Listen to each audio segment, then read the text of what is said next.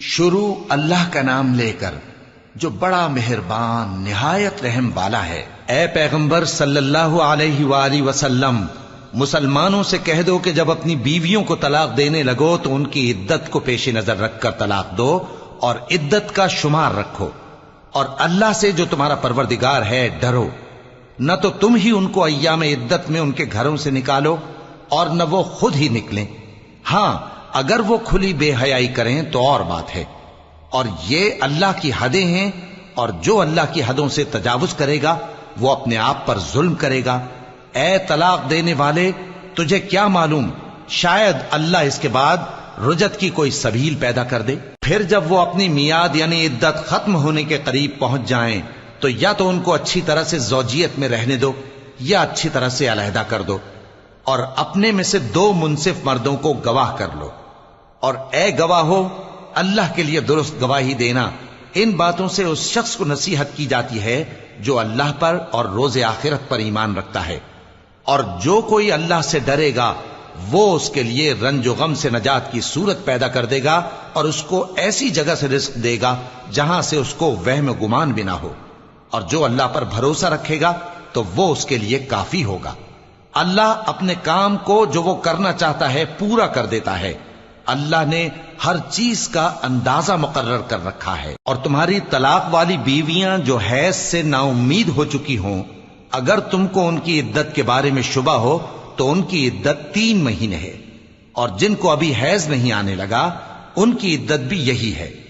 اور حمل والی عورتوں کی عدت وضع حمل یعنی بچہ جننے تک ہے،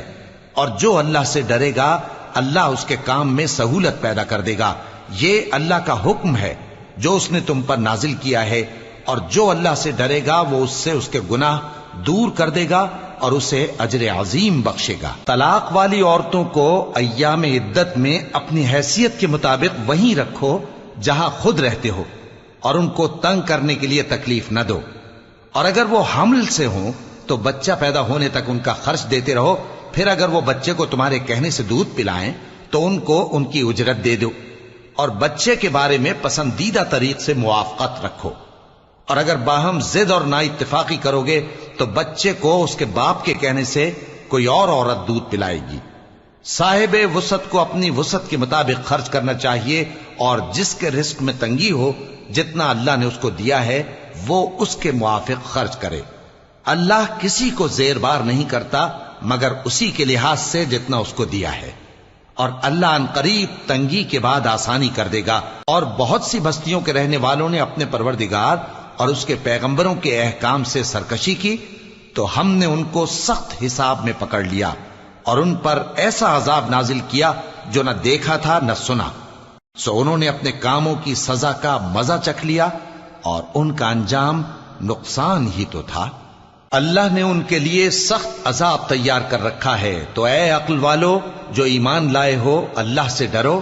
اللہ نے تمہارے پاس نصیحت بھیج دی ہے، یعنی ایسے پیغمبر جو تمہارے سامنے اللہ کی واضح آیتیں پڑھتے ہیں تاکہ جو لوگ ایمان لائے اور عمل نیک کرتے رہے ہیں ان کو اندھیروں سے نکال کر روشنی میں لے آئیں، اور جو اللہ پر ایمان لائے گا اور عمل نیک کرے گا وہ ان کو جنتوں میں داخل کرے گا جن کے نیچے نہریں بہ رہی ہیں، وہ ہمیشہ ہمیشہ ان میں رہیں گے۔ اللہ نے ان کے لیے کیا خوب رزق رکھا ہے۔ اللہ ہی تو ہے جس نے 7 آسمان پیدا کیے اور ویسی ہی زمینیں بھی، ان میں اللہ کا حکم اترتا رہتا ہے تاکہ تم لوگ جان لو کہ اللہ ہر چیز پر قادر ہے، اور یہ کہ اللہ اپنے علم سے ہر چیز کا احاطہ کیے ہوئے